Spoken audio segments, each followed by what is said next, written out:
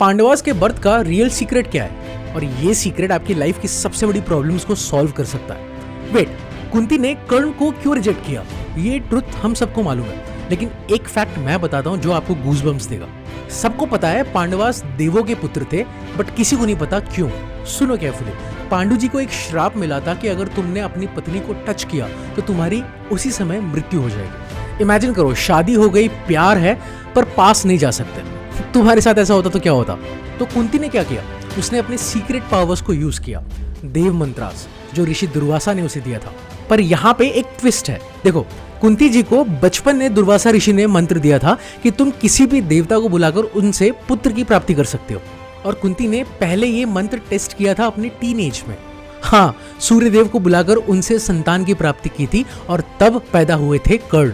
But society के डर से, अनमैरिड होने के डर से, कुंती ने अपनी पहले ही बेटे को रिजेक्ट कर दिया। एक बॉक्स में, एक टोकरी में डाल के नदी में बहा दिया। सोचो उसका पेन। 15-16 साल की लड़की, अनमैरिड मदर, सोसाइटी का डर, अपनी गलती का गिल्ट, ये मॉडर्न टीनेज प्रेगनेंसी से भी ज्यादा ट्रोमैटिक था। और कर्ण वो जिंदगी भर ये दर्द लेकर जिया कि मेरी माँ ने मुझे छोड़ दिया। अब आते हैं पांडवास के बर्थ पर। युधिष्ठिर धर्मराज से पैदा, गॉड ऑफ जस्टिस। क्यों? क्योंकि दुनिया को एक ऑनेस्ट लीडर चाहिए था। भीम वायुदेव से, गॉड ऑफ विंड। क्यों? क्योंकि फिजिकल स्ट्रेंथ और प्रोटेक्टिव नेचर चाहिए था। अर्जुन इंद्रदेव से, किंग ऑफ गॉड्स। क्यों? क्योंकि स्किल, टैलेंट और फोकस चाहिए था। नकुल और सहदेव, अश्विनी कुमार ट्विंस से, God of health and medicine. क्यों?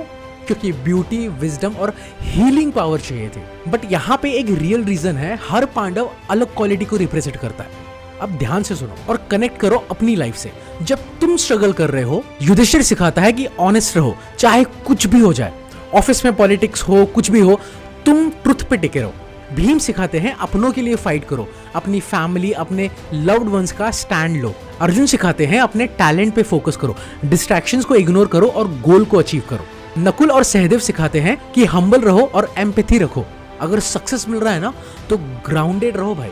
सो पांडवास की बर्थ स्टोरी से आज क्या सीखे? लेसन 1, हर इंसान में डिफरेंट टाइप्स के टैलेंट होते हैं। युधिष्ठिर जैसे ऑनेस्ट नहीं बन सकते तो भीम जैसे स्ट्रांग बनो। लेसन 2, फियर बेस्ड डिसीजन कभी सही नहीं होते। सोसाइटी क्या कहेगी, लोग क्या कहेंगे, ये सोच के अगर चलोगे ना तो कभी कुछ नहीं कर पाओगे। Lesson 3, acceptance and honesty. अगर कुंती ने कर्ण को एक्सेप्ट कर लिया होता और रिजेक्ट नहीं किया होता तो शायद महाभारत होता ही नहीं यार। लेसन 4, अपनी पास्ट मिस्टेक्स को कैरी फॉरवर्ड मत करो। अगर इस स्टोरी ने तुमको इंस्पायर किया है तो शेयर करो ताकि और लोग समझे और अपनी लाइफ में इंप्रूवमेंट्स लाए। कमेंट में बताओ तुम पांडवास में से किससे सबसे ज्यादा रिलेट करते हो।